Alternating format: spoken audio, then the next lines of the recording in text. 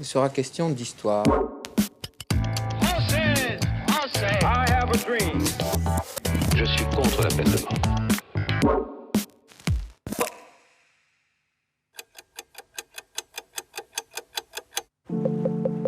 À l'été 1935, en vacances sur la côte d'Almat en Croatie, le jeune Aimé Césaire contemple une île nommée Martinska qui se détache au loin.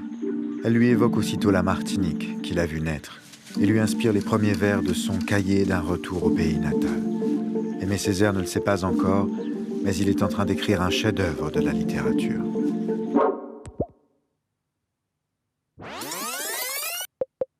Né en 1913 à Basse-Pointe en Martinique, Aimé Césaire est un élève brillant.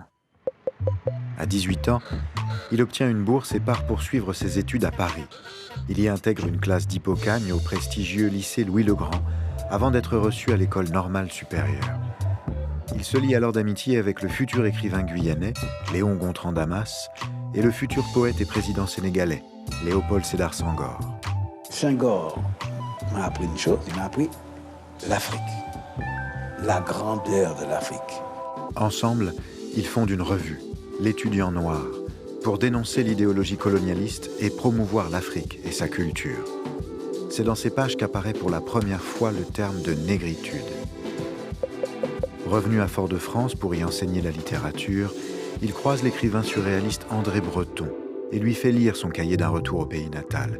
Breton est subjugué. Césaire est lancé, dès lors il écrit sans relâche. Dans ses poèmes révoltés, comme Soleil coucoupé, il exalte l'homme noir. En 1950, il publie son discours sur le colonialisme, dans lequel il fait le procès d'une Europe indéfendable.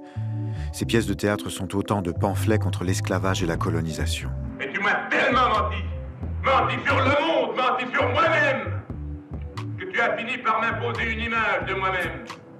Un sous-développé, un sous-capable. Voilà comment tu m'as obligé à me voir.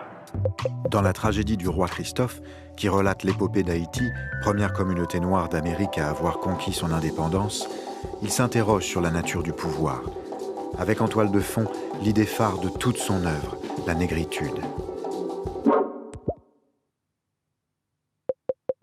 Dans les années 30, le terme nègre désigne une personne de couleur, descendant d'un esclave noir, un indigène des contrées coloniales. Aimé Césaire invente le mot négritude pour en faire l'apologie. Revendiquer la culture noire, débarrasser des clichés racistes et des valeurs de l'Occident.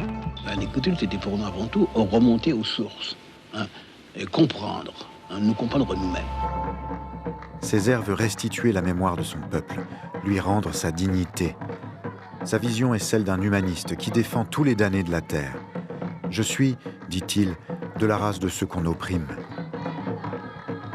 Mais le poète est aussi un homme d'action, aux visées bien concrètes. De son credo artistique, il va tirer un engagement politique.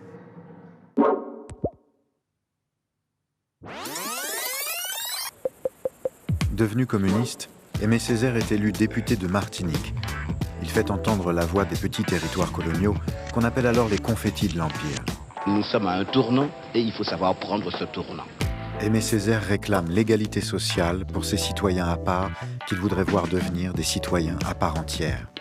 Le 19 mars 1946, il obtient par un vote à l'unanimité que la Martinique, la Guadeloupe, la Guyane et la Réunion deviennent des départements d'outre-mer.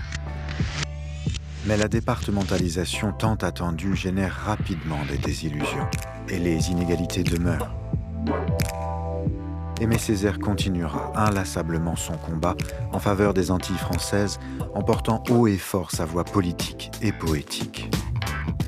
Réélu député de Martinique pendant près d'un demi-siècle et maire de Fort-de-France durant 56 ans, il condamnera sans relâche le colonialisme et le racisme et défendra jusqu'à sa mort la langue française, la poésie et la négritude.